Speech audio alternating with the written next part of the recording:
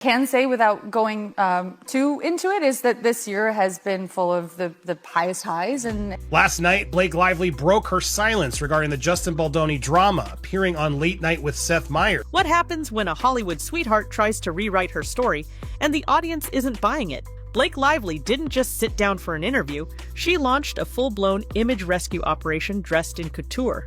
And there's actually video footage of her pointing like this. In the lowest lows of my life, and I see so many women around afraid to speak, especially right now, afraid to share their experiences.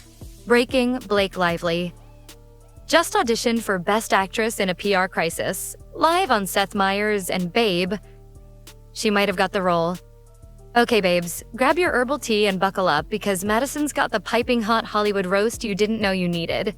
And this one? She's dressed in tulle, dipped in delusion, and it's giving Oscar-worthy damage control, spoiler alert.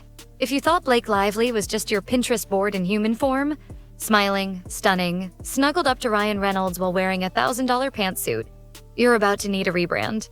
Because last night, Blake didn't do an interview. She staged a fashion-forward hostage video on Late Night with Seth Meyers. Oh yes, Hollywood's golden girl didn't just step into the studio. She descended like a Dior-clad phoenix, ready to rewrite her own scandal like the script of a Lifetime movie nobody asked for. Let's get one thing out of the way.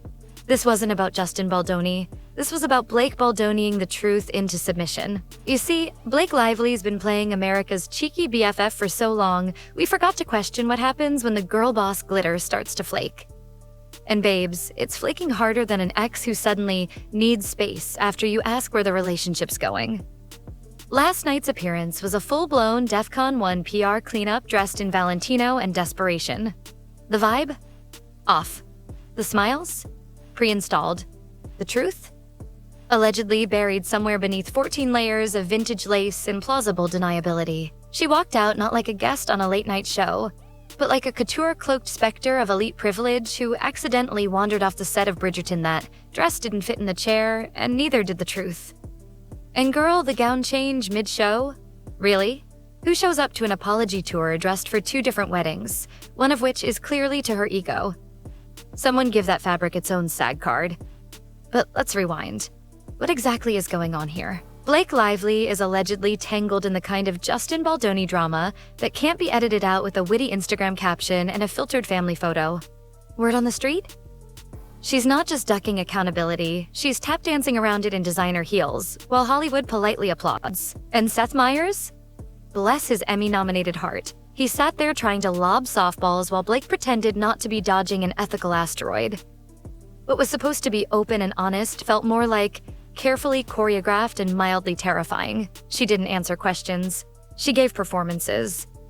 And I gotta say, it's hard to root for a woman weaponizing motherhood like it's a press pass to moral immunity. She claimed empowerment, yes. But girl, empowerment doesn't mean immunity. And if your feminism fits in a Louis Vuitton clutch, it might be time to unpack some things. Preferably not on national television in front of a live studio audience, wearing $25,000 worth of pre-divorce energy. Let's talk tone. You could cut the tension with one of the Swarovski crystals sewn into her skirt. Seth tried to joke about astrology. She smiled like her legal team was watching backstage. There were moments, fleeting, painful, chilling, where you could practically hear her inner monologue screaming, "Don't mention Justin," as her lashes fluttered in code. Oh, and by the way, her answers? The verbal equivalent of beige paint. Just vague enough to sound thoughtful. Just polished enough to be empty. Like someone who read a crisis comms PDF titled, "How to Cry Without Smudging Your Mascara." Now, let's ask the real question. What did Justin Baldoni do? What did she do? And why are we acting like vague vibes and a perfectly timed dress change are enough to silence a scandal? Hollywood's always been good at pretend. But babes, this is something else. This is narrative cosplay. This is, if I smile long enough, maybe the internet will forget. Newsflash, the internet never forgets. And the whispers are getting louder. Sources, and by that I mean well-placed TikTok detectives with receipts, suggest Blake's version of the truth might be more airbrushed than her Vogue covers. So what's next? A teary-eyed exclusive with People magazine? A subtle clapback on Insta with a quote card that says, "They go low, I glow"? Maybe a candle line called "Justice for Me"? Stay tuned, because this isn't just a rebrand, it's a reimagination of reality. And if last night proved anything, it's that Blake Lively might just be the Meryl Streep of dodging direct questions with dazzling gowns and digestible girl boss quips. But if you ask me, the couture's cute, but the cracks are showing.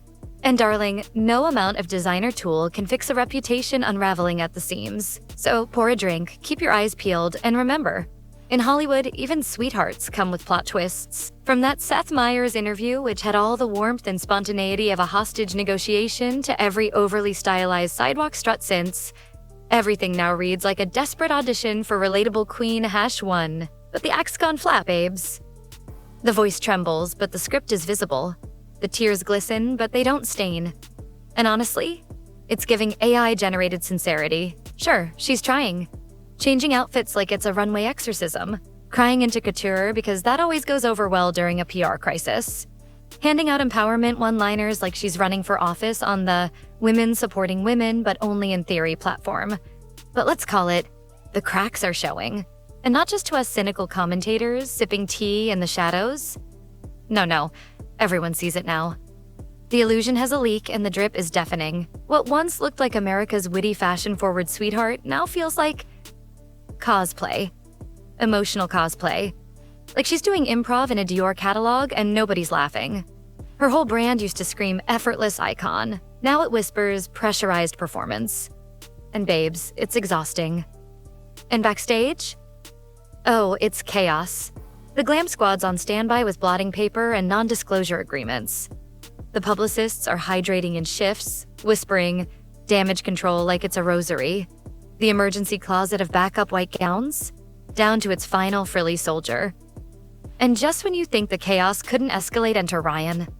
Our favorite snark machine, now doubling as the walking distraction Blake did not need right now. Because what better time to unleash Deadpool dad energy than during your wife's legal, emotional, and brand-related Category 5? The public has spoken, and baby, they're leaving Yelp reviews on her personality. IMDb ratings are tanking. Instagram comments are getting bold. Reddit's in flames. And trust me, the TikTok sleuths are already on part 12 of their 40-part exposé titled, Why Blake's Empowerment Arc is Giving PR Degree Final Project. So, what's next? A Teary Notes app apology? A staged coffee run with a feminist author? A capsule collection called Accountability Chic? Whatever it is, you know it's coming with a side of pearl clutching and a team-approved caption. Because this saga? It's got more plot twists than a prestige TV drama and just as many cliffhangers. The fairy tale is over, babes. The tiara's tilted, the prince is oversharing, and the gown is literally swallowing her whole. So tell me, is Blake's brand officially crumbling under the weight of its own BS? Did you see through the Seth Meyers soft-focus sobfest? Drop your spiciest takes down below I live for a comment section scandal. Don't forget to smash that subscribe button and tap that bell like it's a Hollywood ego during awards season. Because trust me, you're going to want front row seats for whatever comes next in this glittering, crumbling empire. Until then, stay cheeky, stay skeptical, and as always, I'll catch you in the next beautiful mess. Cheers, babes.